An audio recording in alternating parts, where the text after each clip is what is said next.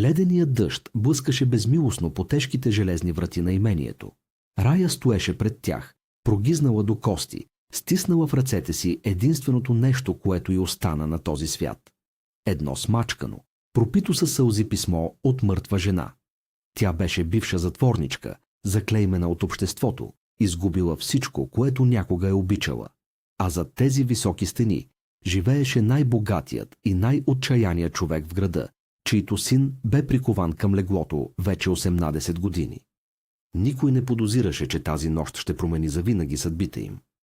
Никой не знаеше каква ужасяваща цена трябва да бъде платена за едно истинско чудо. Времето изтичаше, а мракът тепърва започваше да сгъстява своите сенки. Преди да се озове пред портите на това софийско имение, животът на Рая беше поредица от брутални загуби. Тя се роди в едно забравено от Бога село, дълбоко в Родопите, където времето бе спряло. Отгледана от баба си, местна лечителка със зловеща слава, Рая откри в себе си дарба, която се оказа нейното най-голямо проклятие. Ръцете й можеха да отнемат болката на другите, но всяко изцеление изсмукваше собствената изжизнена сила. След смъртта на баба си, тя премина през ада на сиропиталищата, предателството на алчни хора и накрая се озова в Сливенския затвор, обвинена за престъпление, което не бе извършила. Там, в студената килия, тя срещна Елена, умираща от туберкулоза жена, която със сетни сили я помоли да намери бившия и съпруг Борис и парализирания им син Калуян. За да изкупи греховете си, Рая трябваше да извърши най-тежкото си лечение. Село Вълчи камък бе застинало в прегръдката на вековните Родопски гори. Там електричеството бе лукс, а хората живееха по законите на природата и суеверията. Рая се роди в една мразовита нощ, когато единствената крушка в старата къща угасна завинаги. Зимите бяха безпощадни, засипваха покривите със сняг и отрязваха селото от света за месеци. Хората се събираха около печките на дърва, пиеха люта ракия и разказваха смразяващи кръвта легенди за самодиви и каракунджули. В тази сурова действителност бащата на Рая просто изчезна един ден, тръгвайки на гурбет. Майка й не издържа на мъката и самотата. Нейният дух сякаш се изпари от тялото й. Рая помнеше онзи смразяващ миг, в който усети как топлината напуска очите на майка ти. Жената продължаваше да диша, да меси хляб и да дои козата, но вътре в нея зееше огромна черна празнина. Тя се превърна в призрак от плът и кръв, който бавно гаснеше. С всеки изминал ден къщата потъваше в все по-дълбок мрак. Майката започна да пие, удавяйки остатъците от разума си в евтин алкохол. Детските песни бяха заменени от пиянски крясъци и счупени стъкла. Рая се криеше в ъгъла, трепереща и гладна, слушайки воя на вятъра през пукнатините на прозорците. Точно когато надеждата изглеждаше напълно изгубена, на прага се появи тя – баба Неда. Старицата живееше сама в дълбоката гора, изолирана от селото. Всички се страхуваха от нея, наричайки я вещица. Тя прекрачи прага при зори, осветена от кърваво-червеното слънце. Без да каже нито дума, Неда хвана малката ръчичка на Рая. Топлината от дланта на старицата се разля по цялото тяло на момичето. Рая знаеше, че това е нейното спасение. Тя тръгна боса по мократа трева, оставяйки зад гърба си рухналия си дом. Гората ги погълна със своите аромати на смола, мъх и диво цвете. Животът в горската колиба на баба Неда беше изпълнен с мистика и тишина. Там Рая се научи да слуша шепота на дърветата и да разбира езика на животните. С тях живееше един огромен, почти див котарак на име Пирин и една своенравна коза. Дните минаваха в събиране на билки, варене на отвари и дълги мълчаливи вечери пред огнището. Рая започна да вижда неща, които бяха невидими за обикновените хора. Тя различаваше светещите аури на растенията, усещаше туптенето на земята и комуникираше с ефирни създания, които танцуваха в утринната роса. Баба Неда наблюдаваше това с нарастваща тревога. Тя разбираше, че внучката й притежава дарба, много по-могъща от нейната собствена. Дарба, която можеше да лекува, но и да унищожава. Старицата знаеше, че този свят е твърде жесток за толкова чиста душа. Тя се опитваше да я подготви за неизбежния сблъсък с човешката злоба. Първото истинско изпитание дойде в един дъждовен следобед. Рая намери в гората ранен сокол с пречупено крило. Птицата дишаше тежко, очите й бяха замъглени от болка. Водена от инстинкт, Рая положи малките си ръце върху счупените кости. Изведнъж усети мощен токов удар. Невидима енергия премина през вените и, изгаряйки я отвътре. Тя пое болката на птицата върху себе си. Когато отвори очи, соколът разпери криле и литна към небето, напълно здрав. Но Рая рухна на земята, изтощена до смърт. Тя лежа в треска 3 дни, докато баба Неда я бдеше, бършейки потта от челото й. Тогава старицата произнесе тежките думи. Всяко чудо има цена. Не можеш да създадеш живот от нищото. Трябва да дадеш част от себе си. Рая разбра, че нейният дар е двуостър меч. Тя можеше да спасява другите, но с всяко спасение убиваше по-малко от себе си. Трагедията връхлетя неочаквано и брутално. Една сутрин в гората Рая намери ранен мъж, беглец от правосъдието. Без да подозира за тъмното му минало, тя го излекува с последните си сили. Мъжът избяга, върна се в селото и извърши ужасно престъпление. Местните хора, обезумели от скръб и гняв, насочиха яростта си към горската колиба. Те пристигнаха през нощта, въоръжени с пушки и факли. Баба Неда застана пред тях, спокойна и величествена. Тя заповяда на Рая да се скрие в мазето. Чуха се и стрели, крясъци и мирис на горящо дърво. Когато Рая се осмели да излезе на сутринта, видя само тлеещи въглени и пепел. Баба й я нямаше. Светът на момичето се срина за секунди. Тъмнината, която толкова дълго бе държана на страна, сега нахло с пълна сила в сърцето й. Рая падна на колене и изгуби съзнание, погълната от бездънната скръб. Рая се събуди в стерилна студена болнична стая в Пловдив. Миризмата на дезинфектант и лекарства пронизваше ноздрите й. Над нея се надвесваше непознат лекар в бяла престилка. Той й съобщи сухата истина. Баба й е мъртва. Къщата е изгоряла.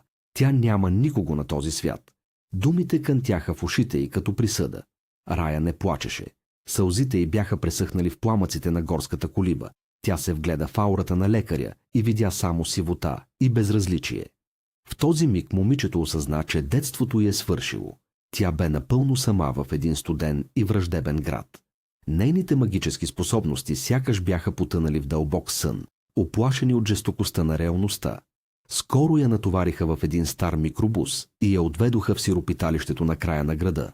Огромна, мрачна сграда от червени тухли, която приличаше повече на затвор, отколкото на дом за деца. Сиропиталището беше ад. Въздухът вътре миришеше на преварено зеле и влага. Децата бяха жестоки, озлобени от съдбите си, готови да разкъсат всеки, който покаже слабост. Рая бе разпределена в стая с 3 по-големи момичета. Водачката им Галя бе едро и агресивно момиче, което налагаше волята си с юмруци. Рая със своите странни навици и мълчаливост веднага стана тяхна мишена. Те й се подиграваха, криеха дрехите й и я обиждаха. Момичето търпеше мълчаливо. Тя се затвори в себе си, изграждайки невидима стена около сърцето си. През нощите, когато всички спяха, тя се взираше в тавана и се опитваше да усети присъствието на баба си, но чуваше само капещата вода от разваления кран в коридора. Рая започна да изследва тайните кътчета на огромната сграда, търсейки уединение и покой далеч от злобните погледи на връстниците си. Така тя откри котелното помещение в мазето. Там беше горещо, тъмно и миришеше на въглишна прах. Властелинът на това подземно царство бе бай Стоян, огнярят. Той бе огромен мъж с плашещ белег, който пресичаше лицето му от челото до брадичката. Децата се ужасяваха от него и го смятаха за ням великан. Но Рая не изпита страх. Тя пристъпи напред и се загледа в танцуващите пламъци на пеща. Огънят й напомняше за дома. Бай Стоян спря работа, облегна се на лопатата и я погледна изненадано. Зад страшния му външен вид Рая видя една измъчена, но изключително добра душа. Аура, изпълнена с цвят на старо злато и дълбока тъга. Тя просто седна на един стар стол и каза името си. За нейна изненада великанът проговори с плътен, дрезгав глас. Така започна едно необичайно приятелство, което щеше да промени съдбите и на двамата завинаги. Всяка вечер Рая се измъкваше от спалното помещение и слизаше при бай Стоян. Те пиеха топъл чай от напукани чаши и си мълчаха пред огъня. Една януарска нощ, докато навън виеше снежна буря, огнярят разкри душата си. Разказа и за войната, където бе получил страшния си белег. Разказа и за съпругата си, която не издържала на трудностите и се пропила. И най-вече разказа и за малката си дъщеря, която социалните служби отнели, докато той бил в болница. Години наред той я търсил по всички домове в страната, вървял пеш стотици километри, но така и не я открил. Сега живееше само с надеждата, че тя е добре. Болката в очите му беше толкова силна, че Рая физически я усети. Тя не можеше да остане безучастна. Взе старата снимка на момичето от ръцете му и се съсредоточи. Дарбата й, дремеща досега, изведнъж избухна с нова сила, готова да разкъса тъмнината. Рая затвори очи и съзнанието й напусна физическото тяло. Тя полетя през пространството, преминавайки над заснежените върхове на Стара планина, над спящите градове и тъмни реки. Търсеше енергийния отпечатък на момичето от снимката. Беше изтощително пътуване в астралния свят. Усещаше студа на нощта и вибрациите на хиляди човешки съдби. Накрая откри целта си. Град Варна. Едно общежитие, стая пълна с книги. Видя порасналото момиче, живо и здраво, приведено над учебниците. Когато Рая се върна в тялото си в котелното, тя дишаше тежко, покрита с студена пот. Тя разказа на бай Стоян какво е видяла. Мъжът не повярва веднага, но описанието й беше толкова детайлно, че сърцето му подскочи от радост. За първи път от години огнярят се усмихна истински. Но тази астрална проекция отне много от силите на Рая. Тя разбра, че обсегът на нейната дарба е нараснал неимоверно. Слуховете за необичайните способности на Рая започнаха да се разпространяват, когато в двора на сиропиталището се появи едно прегазено куче. Децата го нарекоха Балкан. Задните му лапи бяха напълно парализирани. Бай Стоян го прибра в котелното, опитвайки се да му направи количка с колелца. Но Рая имаше друг план. Една вечер тя сложи ръце върху счупения гръбнак на животното. Цялата котелна се освети от мека, синкава светлина. Рая пое страданието на Балкан. Тя се гърчеше от болка, докато пренареждаше скъсаните нерви с силата на волята си. На сутринта кучето се изправи несигурно на краката си и започна да маха с опашка. Децата видяха чудото. Новината се разнесе като горски пожар. Всички започнаха да гледат на Рая с смесица от страхопочитание и алчност. Нейната изолация приключи, но започна нещо много по-страшно – експлоатацията на нейния безценен дар. Господин Попов, учителят по рисуване, пръв усети потенциала на момичето. Той беше амбициозен и алчен човек, скрит зад маската на интелектуалец. Попов започна да експериментира с Рая. Водеше и болни птици, котки, дори изискваше от нея да чете затворени писма. Той продаваше тези демонстрации на по-богатите жители на града. Рая се съгласяваше, водена от наивното детско желание да бъде полезна и приета. Но сесиите я изцеждаха. Тя отслабна драстично, очите й хлътнаха, а кожата й придоби восъчен оттенък. Попов не забелязваше нейното страдание. Той виждаше само слава и пари. Организира мащабна кампания, свърза се с телевизионни продуценти в София и обеща да им покаже истинско чудо в национален ефир. Рая беше превърната в циркова атракция, без никой да се интересува от цената, която душата й плащаше. Пътуването до София бе кошмарно. Огромното телевизионно студио бе претъпкано с хора. Прожекторите заслепяваха Рая, а шумът на тълпата се забиваше като игли в мозъка й. Пред камерите поставиха умиращо зайче. Попов стоеше до нея, усмихнат широко, очаквайки поредния триумф. Но когато Рая протегна ръце, тя усети само празнота. Връзката й с природата бе прекъсната от бетона и фалша на големия град. Жизнената й сила бе напълно изчерпана. Тя се опита да извлече енергия, но вместо това усети гадене. Пред милиони зрители Рая повърна върху масата и рухна в безсъзнание. Залата избухна в подигравателен смях. Продуцентите крещяха. Попов я гледаше с неприкрита омраза. Чудото се превърна в пълен фарс. Телевизионните камери безмилостно показваха нейното унижение. Този провал бе краят на илюзиите и за добрия свят на възрастните. Връщането в Пловдив бе посрещнато с ледено мълчание. Всички, които довчера и се възхищаваха, сега се отвърнаха от нея. Рая отново бе заклеймена като измамница и луда. Господин Попов престана да й говори, изливайки гнева си върху останалите деца. Единственото й убежище отново бе котелното при бай Стоян и кучето Балкан. Огнярят разбираше всичко без думи. Той виждаше как момичето гасне сред тези бетонни стени. Един следобед той обяви, че напуска. Решил бе да тръгне към Варна, за да търси дъщеря си. Сиропиталището така или иначе се разпадаше поради липса на средства. Рая осъзна, че ако остане сама, ще умре от скръб. През нощта тя събра малкото си вещи в една изтъркана раница. Тя знаеше, че няма право да бъде в тежест на възрастния мъж, но нямаше и друг избор. Решението бе взето в абсолютна тишина. При зори, когато първите лъчи на слънцето пробиваха мъглата, Рая се измъкна през задния двор. Бай Стоян вече заключваше котелното. Когато я видя с раницата, той въздъхна тежко, но очите му издаваха облегчение. Той не искаше да я оставя в този ад. Кучето Балкан радостно завъртя опашка. Тримата потеглиха по черния път, превръщайки се в скитници. Пътуването през България беше бавно и мъчително. Спяха под открито небе, криеха се от проливните дъждове в изоставени плевни. Бай Стоян се хващаше като общ работник по селата, цепеше дърва и копаеше градини, за да изкара пари за хляб и сирене. Рая му помагаше с каквото може. Тя усещаше как силите й бавно се възвръщат сред природата. Вятърът развяваше косите й, а мирисът на влажна пръст я лекуваше. Тези месеци на пътя бяха най-свободните и щастливи в нейния досегашен живот. Късно през есента достигнаха Варна. Морският бриз носеше аромата на сол и водорасли. Бай Стоян успя да издири дъщеря си. Тя вече бе студентка, красива и амбициозна млада жена. Срещата обаче бе катастрофална. Момичето не помнеше баща си, а страшният му белег и вехтите му дрехи предизвикаха у нея само ужас и отвращение. Тя го отблъсна, обвинявайки го, че е съсипал живота из появата си. Рая гледаше отстрани как сърцето на този гигант се пръска на хиляди парчета. Бай Стоян не каза нищо. Той просто наведе глава, извини се тихо и си тръгна, влачайки краката си като пребит. Дълго време вървяха мълчаливо по плажа. Мъжът плачеше без глас, сълзите се губеха в дълбоките бръчки на лицето му.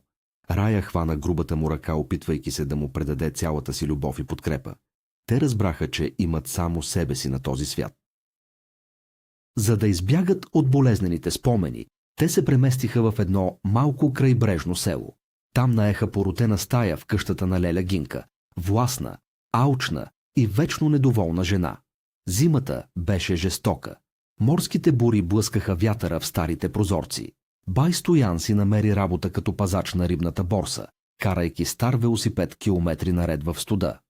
Рая не стоеше безучастна. Тя помагаше на Леля Гинка в домакинството, чистеше, переше и се грижеше за болната й сестра. Сестрата страдаше от тежка деменция и често изпадаше в пристъпи на агресия. Леля Гинка бе на ръба на нервна криза. Условията бяха мизерни, парите не стигаха, но тримата се държаха заедно. Кучето Балкан ги топлеше през нощите. Рая усещаше, че скоро ще трябва отново да използва дарбата си, за да спаси новото си семейство от гладна смърт. Без да казва на никого, Рая започна да лекува сестрата на Леля Гинка. Всяка вечер тя сядаше до леглото и изтегляше мрака от болния й мозък. Процесът бе изключително бавен и изтощителен. Заболяванията на ума изискваха прецизна работа с нервните връзки и аурата. След няколко месеца чудото стана факт. Сестрата възвърна разума си, стана спокойна и адекватна. Леля Гинка беше изумена. Лекарите вдигаха рамене, неспособни да обяснят феномена. Но хитрата хазяйка бързо събра 2 и 2. Тя осъзна, че тихото момиче с пронизващите очи притежава свръхестествена сила. Една нощ тя влезе в стаята на Рая с предложение, което приличаше повече на ултиматум. Тя обеща да се грижи за тях, да осигури храна и топлина за бай Стоян, в замяна на услугите на Рая. Така започна най-тежкият етап от експлоатацията на момичето. Къщата на Леля Гинка се превърна в неофициален медицински център. Отчаяни хора от цяла България започнаха да прииждат тайно, водени от слуховете за чудотворката от морето. Леля Гинка организираше всичко, записваше часове, прибираше солидни суми пари и държеше Рая в пълно подчинение. Девойката лекуваше по няколко човека на ден, изцеляваше рани, премахваше болки, търсеше изчезнали роднини. С всеки излекуван пациент Рая ставаше все по-слаба. Нейната собствена младост изтичаше през пръстите за да попие в телата на непознати. Бай Стоян страдаше неимоверно, виждайки как момичето се топи, но бе безсилен да спре машината, която Леля Гинка бе задвижила. Той спестяваше всяка стотинка с надеждата един ден да избягат. Но съдбата отново имаше други, много по-жестоки планове за тях. Катастрофата връхлетя в една топла септемврийска нощ. Неизвестен човек, вероятно отчаян пациент, на когото Рая не бе успяла да помогне, запали къщата. Огънят лумна светкавично, поглъщайки сухите дървени греди. Рая се събуди от задушливия дим и усети как силните ръце на бай Стоян я изнасят на двора. Тя кашляше кръв, полузамаяна. Когато се освести, видя, че огнярят се вторва обратно в горящия ад. Кучето Балкан бе останало вътре. Това бе последният път, когато тя видя своя спасител и единствен приятел. Покривът рухна с оглушителен трясък. Бай Стоян и Леля Гинка загинаха в пламъците. Пожарните сирени разцепиха нощта. Рая седеше на земята, покрита с сажди, втренчена в пепелището. Животът й отново бе изпепелен до основи. И този път нямаше кой да я хване за ръката. Следствието бе бързо и безмилостно. Полицията откри в останките на къщата огромни суми нелегално придобити пари и фалшиви документи. Без бай Стоян и Леля Гинка, които да я защитят, цялата вина падна върху Рая. Обвиниха я в незаконна медицинска практика, измами и дори съучастие в палежа. Съдът не прояви милост към девойката без минало и семейство. Тя получи 3-годишна ефективна присъда в Сливенския женски затвор. Зад решетките Рая се превърна в сянка. Тя затвори съзнанието си, блокирайки всякакви емоции. Отказваше да лекува когото и да било. Дарбата й се сви дълбоко в нея, превръщайки се в тъмна, пулсираща болка. Дните минаваха монотонно в шивашкия цех на затвора. Рая често изпадаше в трансове, блуждаейки в паралелни светове, където разговаряше с духовете на баба си и бай Стоян. Реалността бе твърде болезнена, за да живее в нея. В последната година от присъдата си, Рая бе преместена в санитарния блок. Там тя се сближи с Елена, жена съсипана от тежка форма на туберкулоза. Елена кашляше денонощно, а очите й бяха пълни с непоносимо разкаяние. Дълго време тя мълчеше за миналото си, но когато усети, че краят й наближава, тя разкри душата си пред Рая. Разказа й за своя живот в Лукс, за прекрасния си съпруг Борис и малкия им син Калуян. Разказа как алчността и наркотиците са я превърнали в чудовище. Как е източила парите от фирмата на мъжа си, как го е предала и е съсипала всичко. Но най-страшното бе друго.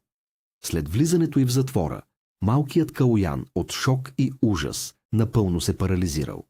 Никой лекар не могъл да му помогне. Краката му отказали от психологическата травма. Елена плачеше горчиво, проклинайки деня, в който се е родила.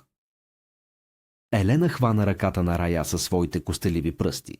Молеше я не за своето спасение, а за това на сина й. Тя знаеше за дарбата на момичето от затворническите слухове. Написа едно дълго, пропито със сълзи писмо до Борис и го повери на Рая. «Накарай го да ти повярва», шепнеше умиращата жена. «Излекувай момчето ми. Нека поне едно мое дело на този свят бъде поправено». Рая слушаше мълчаливо. Тя усещаше тежестта на това обещание. Изцелението на дългогодишна парализа изискваше колосална енергия, може би дори собствения и живот. Но тя кимна. Обещанието бе дадено. Няколко дни по-късно Елена издъхна в съня си. Месеците се изнизаха и дойде денят на освобождението. Рая прекрачи портите на затвора навръх 80-тия си рожден ден.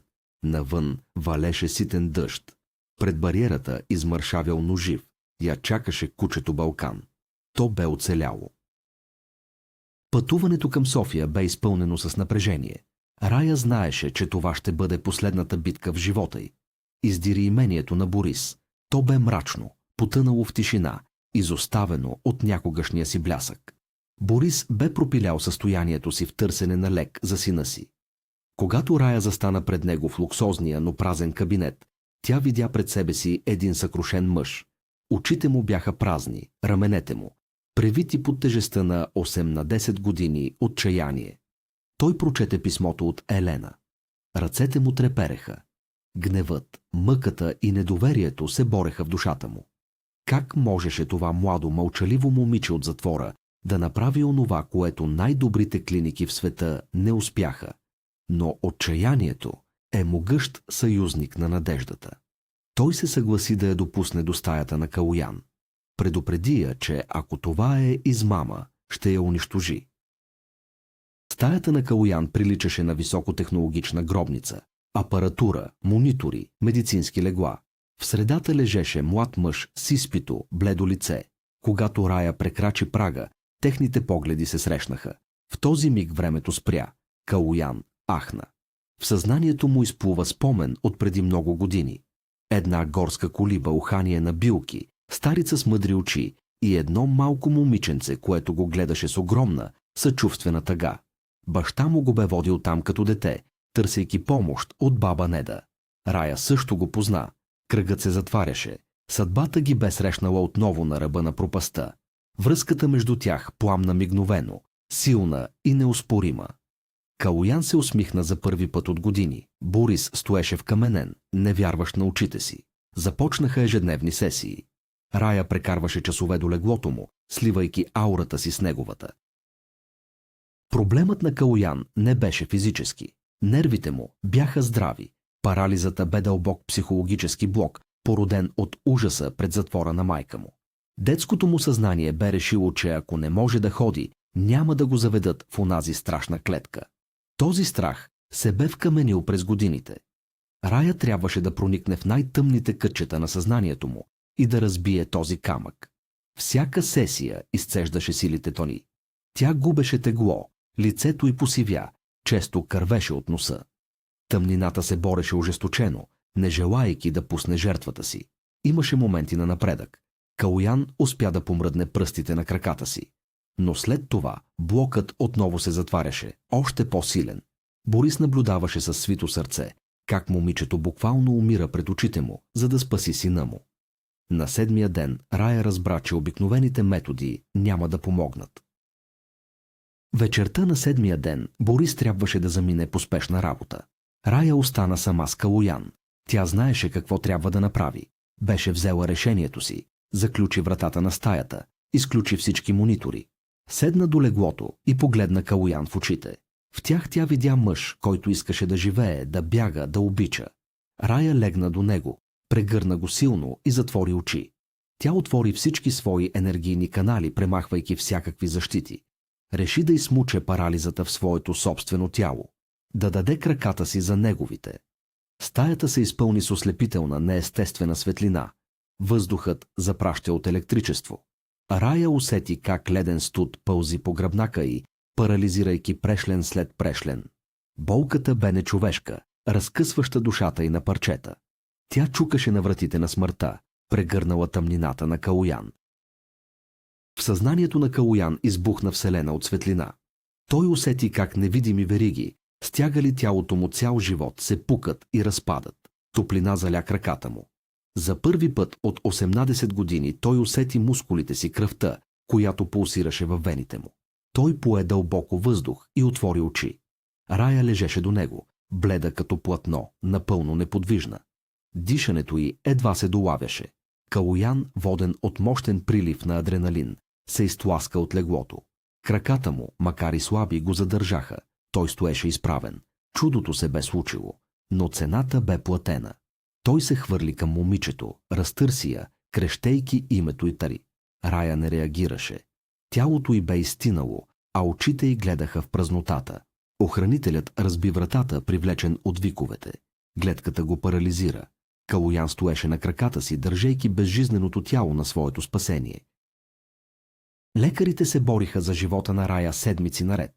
Тя бе изпаднала в дълбока кома, Органите й отказваха един по един.